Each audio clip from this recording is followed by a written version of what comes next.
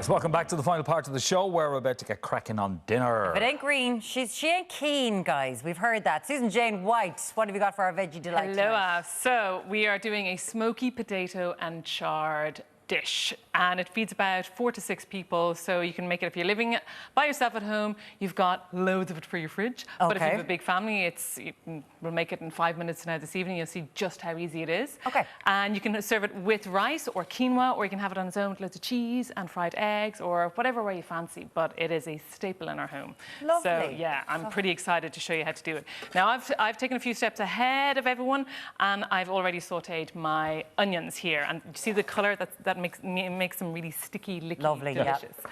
And I've just popped in a bit of garlic. Now there's about 2 or 3 onions in there, and about 5 cloves of garlic.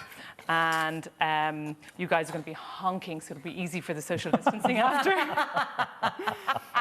Now, so that potatoes. mask is going to smell amazing when you take a bite.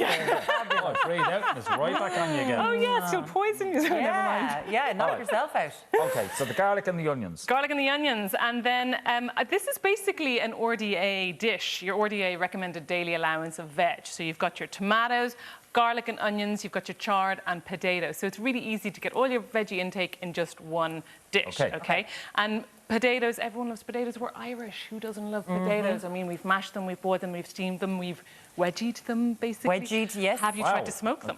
Okay, lovely. So what do we do? What do we do Bring your here? mood to a whole different level. Yeah. So how we add the smoky flavour is you don't actually smoke the potatoes. We're going to use smoked paprika. Okay. Yep.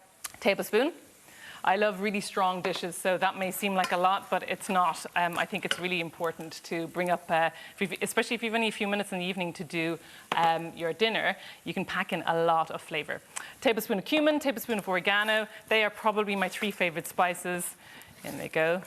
Now, about 250 ml of stock. Okay, any old stock? Vegetable stock. That's a veggie stock, yeah. There's 2 veggies in our family, and there's 2 carnivores, so we keep the stock veggie. Yeah. And then, you know, if you're a carnivore and you want meat in this, I'm not going to stop you. You can just pop it on top. Yeah. And, you know, the modern family is really complicated because there's always going to be a vegan or a vegetarian. So this is one of those dishes that will cater for everyone, you know. So I've just added those together. I'm going to bubble this up really quickly, and if we had the time, say 10 minutes, I would add, here's my chard.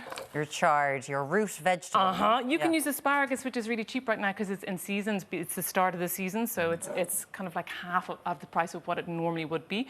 And tastier. Any veggie in season is always going to be cheaper and tastier, so it's a win-win, right?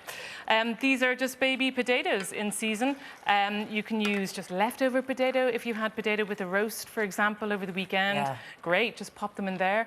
And that's just going to cook away for about 5 minutes. If you had asparagus, maybe 8 minutes.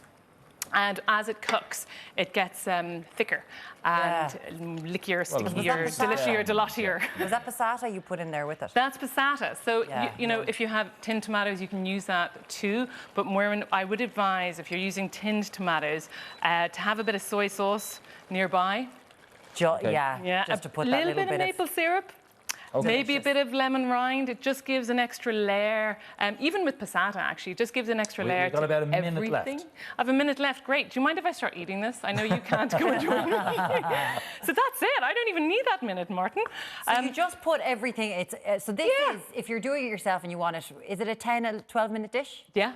That's all it is, yeah. I mean, I sauteed those onions for a good 10 minutes when I was sitting back listening to the wonderful comedian, and so that was easy to do. You can listen to his podcast, actually, there when you you're go, look what you're doing there, love it. And then once that's done, you know, podcasts change everything. They do, they make everything so much. They change cleaning the house, and they even make the loo. No, actually, they don't. They do. You're right. Absolutely, they do.